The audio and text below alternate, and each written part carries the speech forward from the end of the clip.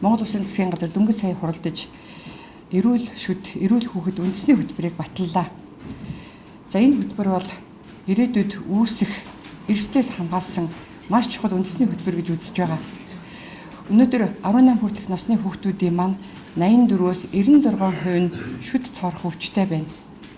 18 настай хүүхдүүдийн дунд хүрэн шүдтэй хүүхдүүдийн эзлэх хувь хэмжээ 67.5% байна. Ер нь шүд цоорох өвчин бол чих, хамар хоолой, өрсөлд өвчнүүд, улмаар, эрүүн нүүрний мэс заслын амь насанд аюултай өвчнийг үүсгэхээс гадна суур архаг өвчнүүд, амьсгалын замын өвчний дам шалтгаан болж байгаа гэдгийг эрдэмтэн мэргэд нэгд тогтоосон.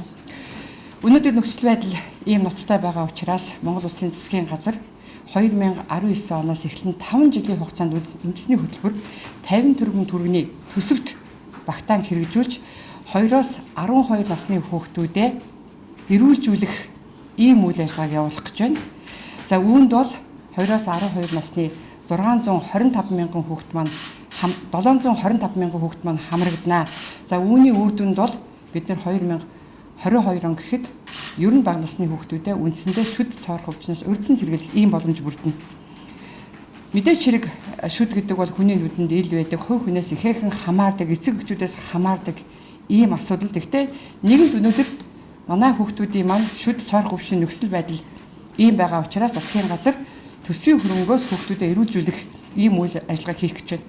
За энэ хүрээнд бидний хамгийн гол анхаарах зүйл гэвэл амны хүндийн эрүүл ахуйг сахих зан үйлийг ард иргэдэд төлөвшүүлэх сургалт сурталчилгааны ажил бол гол байр суурь эзэлнэ. Сургууль цэцэрлэгийн орчинд хүүхдүүдэд шүдээ угаадаг байх, амны хүндийн эрүүл ахуйг сахих ийм орчныг бүрдүүлнэ. За хүний нөөц, тоног төхөөрөмж, эмнэлгийн боломжуудыг бүрдүүлэх ийм 4 үндсэн хэсгээс бүрдсэн 17 гол чухал ажиллагааг суулгасан ийм үндэсний хөтөлбөрийг Монгол Улсын засгийн газар хэрэгжүүлэхээр болж байгааг та бүхэндээ дуулгах гэж таатай байна.